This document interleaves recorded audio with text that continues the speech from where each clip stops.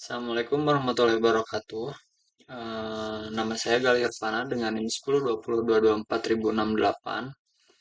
Oke, di sini saya akan mengerjakan tugas dari mata kuliah Integrasi Aplikasi Enterprise, di mana saya harus membangun aplikasi dengan Docker.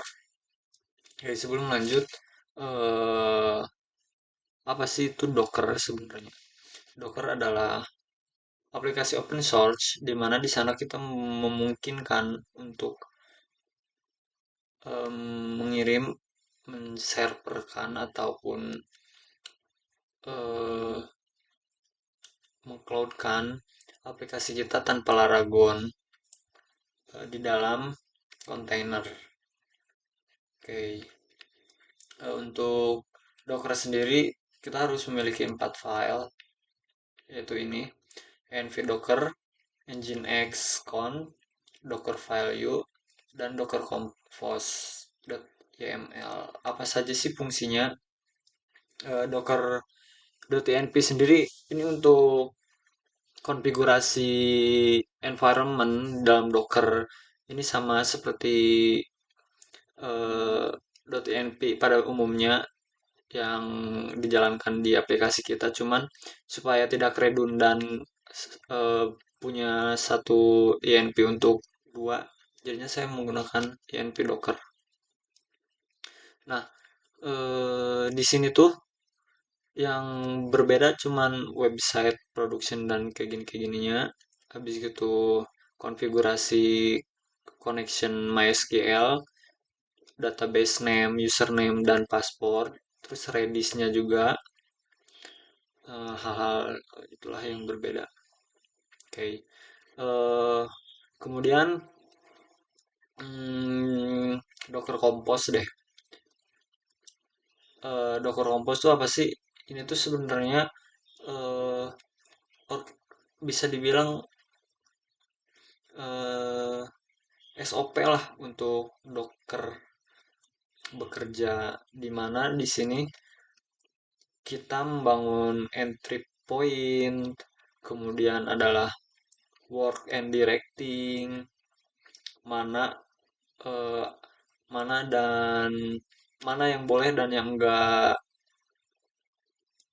Docker untuk periksa atau jalankan, kayak environmentnya ini mengambil dari TNV, portnya,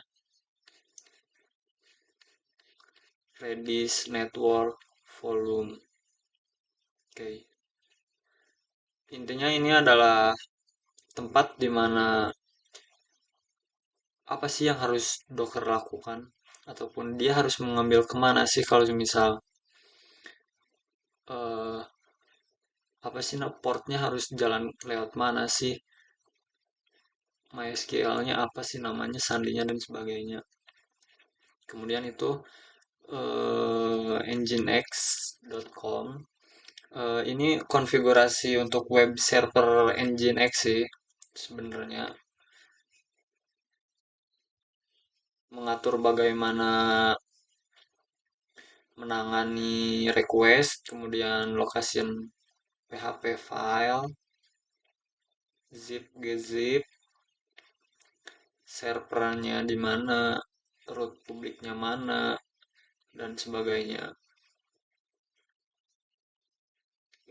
Orang mana yang aktif dan yang tidak aktif, dan hal-hal itu. Kemudian adalah Dockerfile. Dockerfile sendiri ini berisi blueprint untuk file image container Docker ya. Kayak PHP jenis apa? Kita di sini PHP 8.2, eh conf dan sebagainya, Docker entry point, eh, copy user H, dan lain-lain, expose entry pointnya. Oke, tadi saya sempat gagal ya. Kita clear dulu. Langsung saja kita Docker Compose. Docker Compose admin. D min build.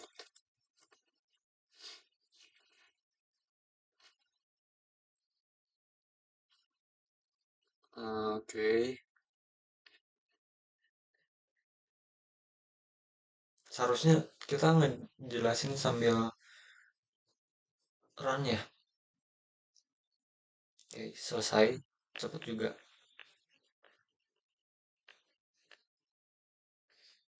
Oh iya, Docker ini sendiri sih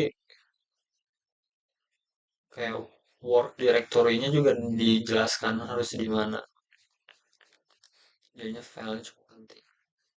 Nah, Dockernya udah terjalankan nih. Nah, kalau misal di Dockernya udah terjalankan, di kontainer Docker sendiri ini bakalan muncul web kita atau aplikasi atau web yang di image kan, yang di Docker, yang di kontainer kan.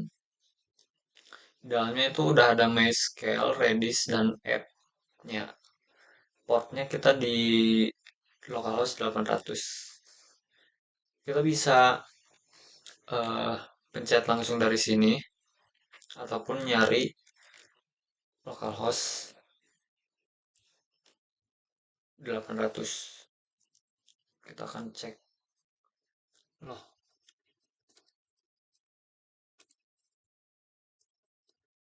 apakah berhasil. Nah, sudah berhasil ya. Oh iya, tanggal kita di Monday 4 Mei. Amin banget. Ini tanpa kita menjalankan Laragon berhasil. Laragon ini mati ya. Jadinya ini bukan server lokal tetapi ini di kontainer. Oke. Sebenarnya salah satu keuntungan ini tuh bisa dikirimkan ke Microsoft Azure atau Visual Machine yang apa ya, server 24 jam gitu. Jadinya kita tuh akan cepat untuk apa ya, mendeploy nanti, memudahkan untuk mendeploy dan mengecek. Sebelum deploy itu kita bisa menguji, mentesting aplikasi di sini. Oke, kita masuk admin theater 45678. Apakah berhasil?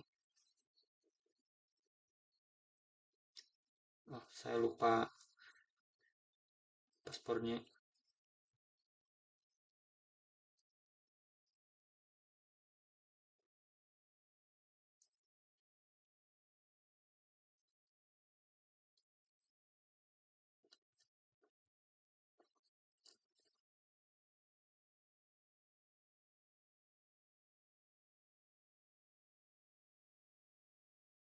Kalau berhasil, tapi intinya udah berhasil sih, ini udah. Coba deh kalau semisal, oh iya, ada juga kita tuh bisa Docker Compose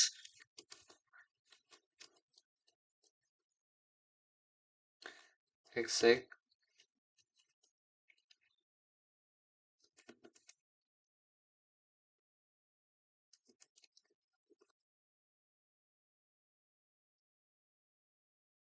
Ini fungsinya apa sih? Ini tuh berfungsi untuk menginstal Composer di dalam Dockernya. Supaya apa ya? Supaya nggak si kontainer Dockernya tuh nggak memiliki dependensi, memiliki keterikatan banget dengan Composer yang ada di lokal kita. Dia tuh bisa berjalan sendiri gitu loh. Jadinya lebih lebih clear, lebih jalan, lebih enak. Oke.